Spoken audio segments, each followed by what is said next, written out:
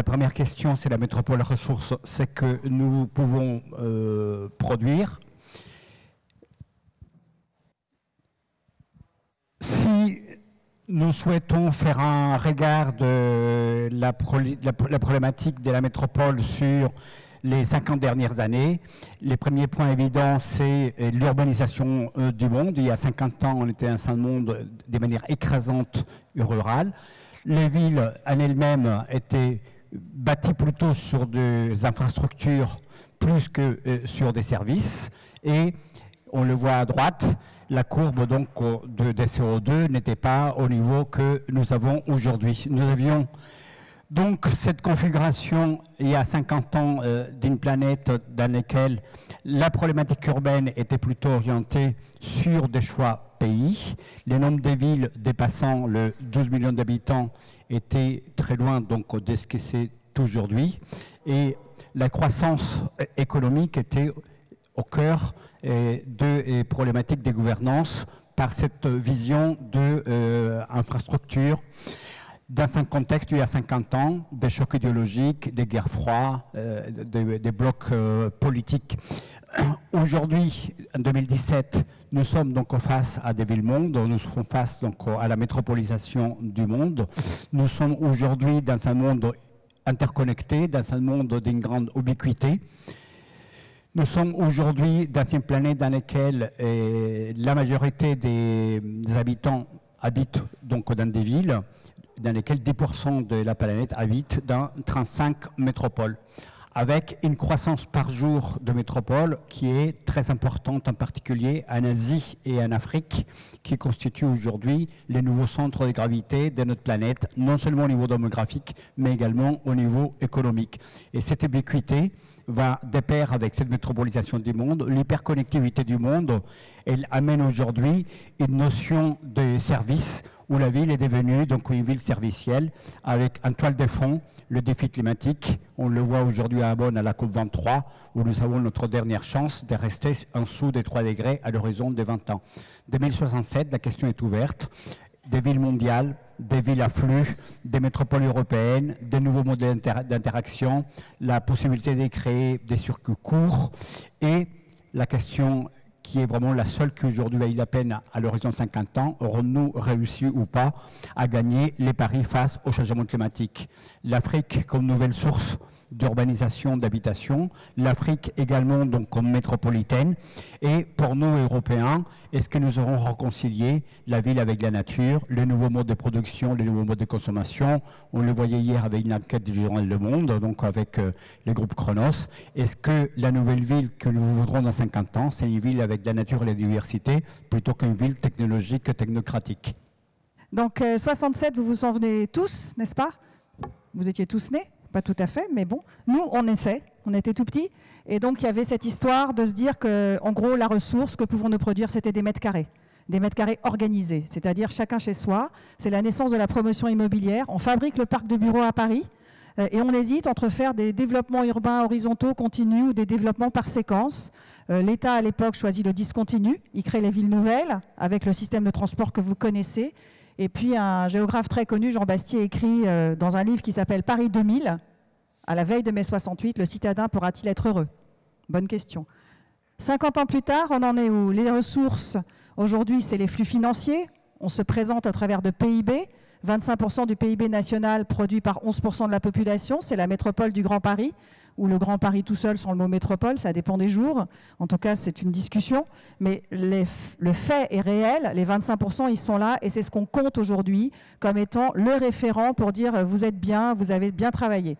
Demain, ou encore même aujourd'hui, en même temps, il y a une autre période qui s'invite là-dedans, il y a d'autres éléments, l'agriculture, Carlos en a parlé, mais il n'y a pas que ça, il y a la recherche et développement, il y a la mise en réseau des équipements, il y a tout le travail d'effacer la pointe dans le système des réseaux, c'est-à-dire qu'on raisonne en circuit court, on raisonne en recherche, on raisonne en économie sociale et solidaire. La ville de Paris se dote d'un fonds vert.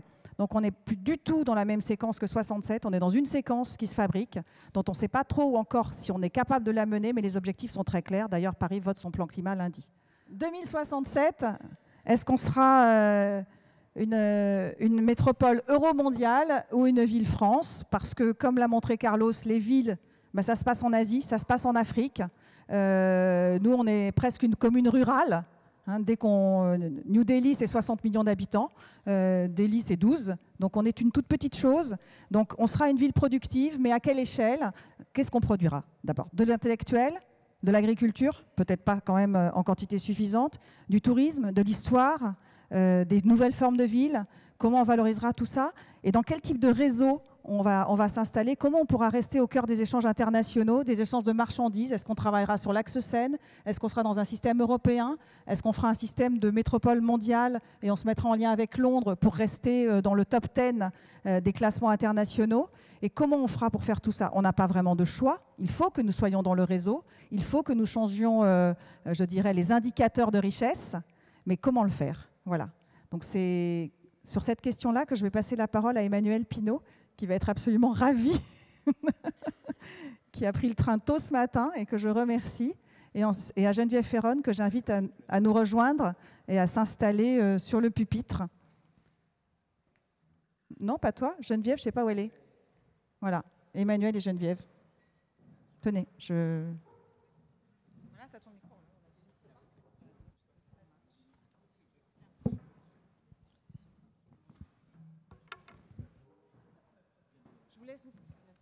Je vous laisse vous présenter, ce sera quand même plus simple. Bonjour à tous, mon nom est Emmanuel Pinault, je suis chef de diplomatie urbaine au C40, un réseau de villes, grandes villes qui travaillent sur le changement climatique et dont Anne Hidalgo est la présidente. Je pense que vous en avez entendu parler. Pour commencer, je voudrais, cher Carlos et cher Dominique, remercier la Pure pour cette invitation à venir débattre avec vous sur le futur de la métropole du Grand Paris. Comme le C40 est une organisation qui travaille essentiellement sur le climat, je suis désolée, mais je vais beaucoup parler de climat, de changement climatique, de l'accord de Paris, de neutralité carbone et de la résilience. Et à la question 2067, la métropole ressource, que pouvons-nous produire? J'ai envie de répondre par la négative. Que produira Paris en 2067? Sans doute beaucoup de choses, beaucoup d'idées qui ne sont pas encore inventées, pensées, identifiées. Mais il y a une chose qui est à présent certaine, c'est que si nous voulons que l'humanité ait encore un futur sur Terre dans la deuxième moitié de ce siècle, nous devons absolument et immédiatement arrêter de produire du dioxyde de carbone et des autres gaz à effet de serre qui sont responsables du réchauffement de la planète. Donc s'il y a une ressource dont la métropole parisienne devra se passer en 2067, c'est le carbone. Donc la métropole du futur sera avant tout une ville neutre en carbone, car pour atteindre l'objectif de l'accord de Paris de maintenir la hausse des températures mondiales à 2 degrés, voire 1,5 degré à la fin du XXIe siècle, le monde entier doit devenir neutre en carbone en 2050. Et neutre en carbone, qu'est-ce que ça signifie? Ça signifie que la ville produit 0 émission de dioxyde de carbone par habitant, sachant que ces émissions, pour Paris, sont actuellement à 6 ou 7 tonnes par habitant et par an. Donc vous vous rendez compte de la transformation que cela implique. On parle donc ici d'une réduction drastique des émissions, c'est-à-dire une transformation profonde de la ville, de la vie urbaine, et donc tout un nouveau projet de société à créer. On n'a pas le choix, le temps presse, et si les émissions mondiales de CO2 ne commencent pas à décliner en 2020, dans 3 ans à peine, on est fichu. Si notre objectif commun est donc clairement établi par l'accord de Paris, toute la question est maintenant de savoir quel est notre plan pour l'atteindre. Comme le dit souvent Laurence Toubiana, une des maires de l'accord de Paris et l'une des figures les plus influentes du débat climatique mondial, avoir un plan ne garantit pas le succès, mais ne pas en avoir, c'est l'échec assuré. Heureusement, les Parisiens ont la chance d'avoir comme maire une femme qui prend cette question très au sérieux, Anne Hidalgo, qui a fait de la mise en œuvre de l'accord de Paris une de ses priorités, aussi bien au niveau local qu'au niveau international. Et comme Dominique l'a déjà mentionné, le nouveau plan climat de la ville de Paris est déjà prêt et sera proposé au Conseil lundi prochain, si je ne m'abuse. D'ailleurs, j'en profite pour saluer Célia Bloel et Yann Françoise qui est dans la salle, qui ont vraiment effectué un incroyable travail avec sa nouvelle version du plan, notamment par le biais d'une ample concertation avec les Parisiens, à laquelle sans doute beaucoup d'entre vous ont participé. En 2020, toutes les villes du C40, les 90 grandes villes du C40, auront un plan de développement à long terme compatible avec l'objectif 1,5 de l'accord de Paris. Mais pour l'instant, il y a seulement 2 villes qui sont sur cette voie. New York, qui a publié son plan en septembre dernier, et Paris, donc, qui est dans la phase finale d'approbation du plan. Donc la métropole parisienne est de ce point de vue-là une ville leader. Les objectifs du plan climat, vous les connaissez. Il s'agit d'atteindre 0 émission de gaz à effet de serre en 2050. Pour cela, il faut faire de Paris une ville, un territoire à 100% énergie renouvelable, diviser par 2 la consommation d'énergie de la capitale, réduire de 80% l'empreinte carbone de la ville et compenser les 20% qui restent. Dans ce plan, 500 actions prioritaires pour l'atténuation et l'adaptation au changement climatique ont été identifiées. Voici quelques exemples. Dans le domaine de l'énergie, on parle d'équiper 20% des toits parisiens d'installations solaires en 2050 et de faire que tous les bâtiments neufs construits à Paris soient bas carbone et à énergie positive. Dans le domaine de la qualité de l'air, étendre la zone de circulation restreinte au niveau métropolitain pour 2030 et le plan établit un objectif 0 diesel en 2024 et 0 véhicule à essence en 2030 à Paris. Ces mesures de qualité de l'air sont particulièrement portées par un certain nombre de villes au niveau européen et mondial. La ville de Londres et la ville de Mexico ont été une des pionnières à suivre Paris dans cette interdiction du diesel annoncée pour 2024. Il y a d'autres mesures dans le domaine de la mobilité, de la gestion des déchets que vous connaissez évidemment. Ce que je voulais juste souligner, c'est des choses un peu plus audacieuses et nouvelles que le plan apporte, qui je pense sont très intéressantes. D'abord, cette idée de végétaliser la ville, verdir la ville est une grande nécessité de créer des systèmes de rafraîchissement pour adapter la ville à la hausse des températures qui va venir. Et cette proposition de constituer un canevas de petites forêts urbaines à Paris d'ici 2050, avec l'espoir que Paris apprendra ici de la ville de Londres qui est en train de se convertir en ville-parc national. Et bien sûr, le chapitre sur l'alimentation durable, la promotion de l'agriculture urbaine et d'un régime alimentaire flexitarien, c'est-à-dire pauvre en viande, à l'échelle métropolitaine. Donc à la question « Que produira Paris en 2067 ?» une réponse positive cette fois, sans doute des fruits et des légumes pour sa consommation locale.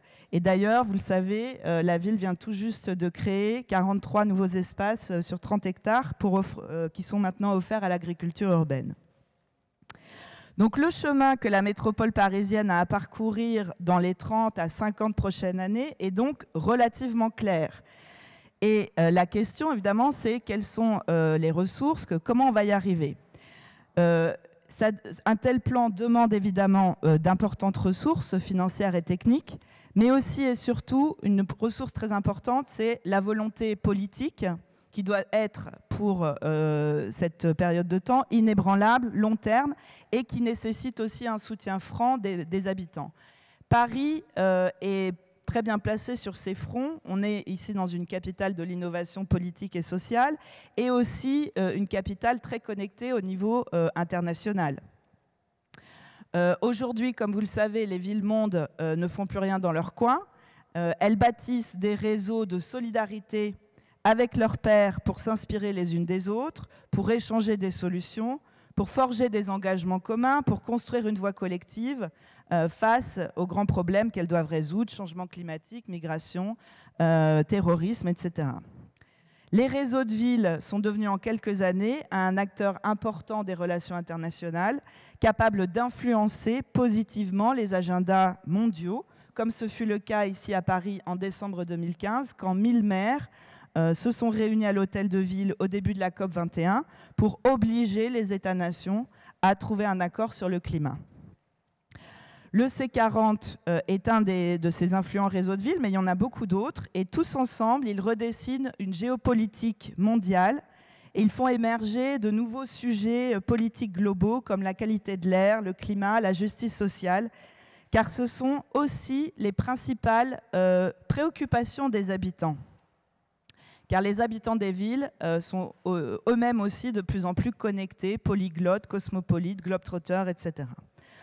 On peut donc parler ici à Paris, comme à Londres, à New York, Rio, Cape Town, non seulement d'une diplomatie urbaine menée par des maires engagés au niveau international, mais de plus en plus d'une diplomatie citoyenne, dont les ambassadeurs sont les habitants de la ville eux-mêmes, une diplomatie qui relie les enjeux locaux aux questions globales, préfigurant un nouvel ordre mondial, une nouvelle forme de gouvernance partagée, décentralisée, qui sera sans doute une des innovations politiques principales de la deuxième moitié du XXIe siècle. Les grandes métropoles mondiales comme Paris en sont déjà le berceau, le laboratoire et la caisse de résonance. Merci.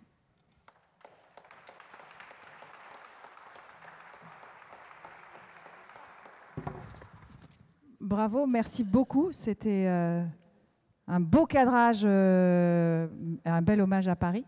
Mais ça, on ne l'avait pas demandé. Hein. Mais merci quand même. Et puis maintenant, Geneviève, vous racontez votre parcours quand même en 2 minutes. Oui, parfait. Alors bonjour à toutes et à tous. Pour mon parcours dans le développement durable, pour ce qui est intéressant, j'ai été... alors je suis tombée dans ces sujets-là. J'ai eu le bonheur d'être à la sommet de la Terre en 92 à Rio, ce qui vous donne une indication de mon âge, mais j'étais très jeune. Je travaillais aux Nations Unies. Après, je me suis spécialisée dans la finance responsable, ce qui n'est pas un oxymore, et j'ai été directrice du développement durable du groupe Eiffage, et mon dernier poste en entreprise, c'est directrice du développement durable du groupe Veolia Environnement, donc, qui est un groupe qui est encore aujourd'hui assez connu sur les questions d'eau et de propreté. Et à l'époque, quand j'y étais, il y avait encore la problématique transport et énergie qui était très forte. Et j'ai créé un cabinet qui s'appelle Casabi, qui est dédié à la prospective et à l'écologie urbaine et l'écologie industrielle. Alors, quand j'ai reçu l'invitation, rapidement, ce que je me suis dit sur la ville ressource, c'est une question que l'on peut comprendre à un sens quasiment littéral. Qu'est-ce qui fait ressource? Aucun territoire n'est maudit. Qu'est-ce qui fait ressource sur votre territoire? Et quand on va plus loin, la ressource fait appel à la résilience et à l'intelligence. Alors très concrètement, moi j'ai envie de dire à cette question, si c'est un petit peu choquant, d'abord, il faudra que l'on produise beaucoup moins de paresse. Nous sommes encore dans un système de gouvernance, un système économique et un système financier que je qualifie de paresseux. C'est-à-dire que, en gros, toutes les technologies qui nous permettront de nous propulser dans un monde sans carbone à horizon 30-50 ans, on les a. Alors quand je dis sans carbone, je force le trait, mais on a ces technologies. Ce n'est pas science rocket. Le seul problème, c'est qu'on a une dépendance absolument hallucinante aux énergies fossiles et à ses dérivés, et que cette dépendance nous plonge dans un état de paresse ou de déni, je ne sais pas comment le qualifier, mais nous pourrions largement faire autrement. Donc déjà, avant d'aller dans les détails très concrets de ce que je voudrais partager avec vous, j'ai envie de dire que les plus gros freins ne sont pas technologiques, les plus gros freins sont des freins d'allocation de ressources. Dominique, vous avez parlé de flux. En 2017, on parle de PIB, de flux. Mais combien de flux financiers sont réellement réinjectés dans la décarbonation? On parle de financer l'économie réelle, celle qui réellement va nous permettre de développer ces nouveaux modèles d'écologie urbaine et d'écologie industrielle, très peu. On est encore dans des logiques de silos, nous ne sommes pas dans des logiques de réseau.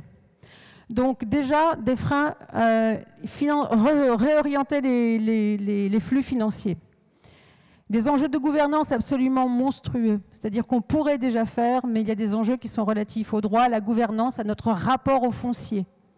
Et enfin, il y a des freins qui sont simplement liés à nos comportements. Aujourd'hui, chacun de nous sait que l'océan est une mer de plastique, et pour autant, je parle en Europe, je ne parle même pas dans des pays plus lointains, en Europe, nos rivières sont perpétuellement infestées de plastique et de métaux lourds.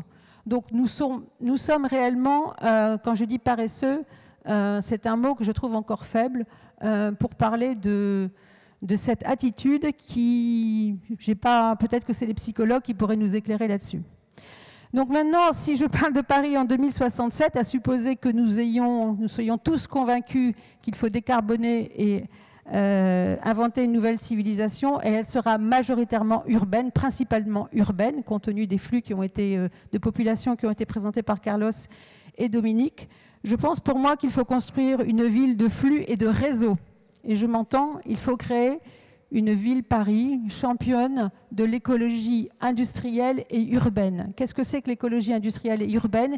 C'est tout simplement réconcilier des grands organismes qui produisent de l'énergie, qui produisent de l'eau, qui produisent du froid, qui recyclent les déchets, les mettre à proximité, voire dans les centres urbains, pour que nous puissions créer un véritable métabolisme, échanger les chaleurs, ton déchet et ma ressource, ne pas gaspiller de l'eau potable, utiliser de l'eau industrielle, tout ça, nous savons très bien le faire.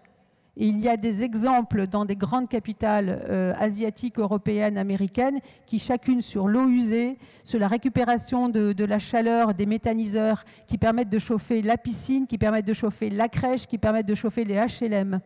Seulement, nous avons, encore une fois, une incapacité à réorganiser ce métabolisme industriel à l'intérieur de la ville. Donc, il faudra délibérément trouver du foncier pour installer, et peut-être que ça va choquer, mais on peut faire des incinérateurs, on peut faire des réseaux de chaleur, on peut créer des centres de recyclage d'eau usée au centre de Paris. Et il y a peut-être des ouvrages que l'on peut recycler dans cette vision industrielle. On peut aujourd'hui récupérer l'énergie des pas de tous les voyageurs de la gare du Nord. La gare du Nord est la 3e ville, je pense, en flux au niveau du monde. On peut récupérer les pas, l'énergie des pas des piétons et de tous les passagers, de tous ceux qui traversent les halls. On peut récupérer cette énergie, ne serait-ce que pour éclairer la gare du Nord. Et probablement, si on arrivait à décupler ce genre de technologies qui sont à la fois simples mais du bon sens, on arriverait à trouver ce que j'appelle de mes voeux l'autonomie. C'est-à-dire qu'il faut aller en toute urgence vers l'autonomie. L'autonomie, c'est gagner des points en matière d'énergie, de consommation d'énergie. Il faut aller vers l'efficacité énergétique, mesurer quelles sont nos consommations et les limiter, mutualiser, substituer. Donc c'est ça l'écologie industrielle, l'écologie urbaine. C'est cette vision de flux en réseau optimisé. Encore une fois, c'est notre relation au foncier et notre relation au confort qui vont être, à mon sens, les plus grands freins. Pour ce qui concerne l'agriculture, on peut bien évidemment, et c'est le cas déjà aujourd'hui, préempter également ce que j'appelle la 5e et la 6e façade, c'est-à-dire les toits. Mais les toits de Paris se prêteront-ils à un usage intensif en matière de production d'énergie ou de production d'alimentation, donc concurrent sur les usages? Si on considère qu'en 2067, on a sorti ou on a limité les voitures des villes, nous aurons moins besoin de parking. Donc ces parkings pourront être utilisés peut-être pour de la production également, le stockage d'eau usée ou de la production alimentaire ou du stockage.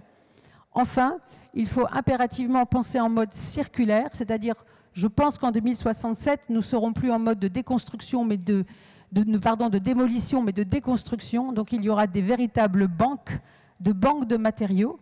Et j'imagine très bien des banques de matériaux de BTP dans les entrepôts près de Gennevilliers.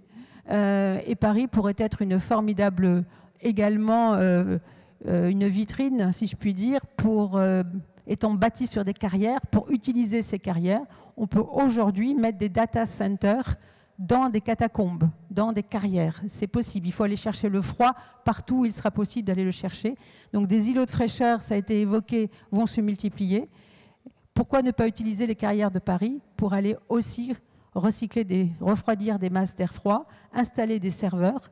Si nous devons répondre au pari également de l'autonomie dans la gestion de nos données et de la protection de nos données, peut-être que Paris peut être une ville data center en 2067. Donc pour terminer, mon plus gros sujet, c'est réellement Utiliser les flux d'énergie, les flux de matière, les rapprocher, les remettre dans la ville, sans oublier bien sûr quelque chose qui est majeur, qui est notre rapport à la nature et à l'esthétique. C'est-à-dire que le beau est structurant. Donc vous voyez des œuvres, des intégrations paysagères, des intégrations dans la ville, d'objets industriels qui sont particulièrement réussis. Et d'ailleurs, je vous signale que si vous allez sur les bords de Seine, à Issy-les-Moulineaux, il y a un incinérateur. Je suis sûre que vous aurez du mal à reconnaître un incinérateur et un centre de traitement de déchets derrière l'objet architectural. Preuve qu'il y a une insertion, une intégration qui me semble réussie dans le tissu urbain. Donc, multiplions ces objets industriels, ne cédons rien à la question de la sobriété, de l'efficacité. Donc, 2067, Paris est une ville ouverte de flux, de réseaux, d'économie, et probablement, mais ça c'est un vœu pieux, je doute fort que nous soyons autosuffisants en alimentation, mais si nous recouvrons, par exemple, le périphérique intégralement, eh bien, peut-être que nous pourrions créer des villes sans couture ou une ville sans couture.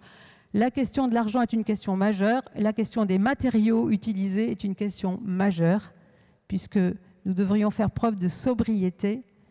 Quand je vois les dessins de Vincent Caillebout, et c'est le mot de la fin, je me dis peut-être que j'ai besoin de Prozac, parce que est-ce que j'ai envie de vivre dans une ville comme ça?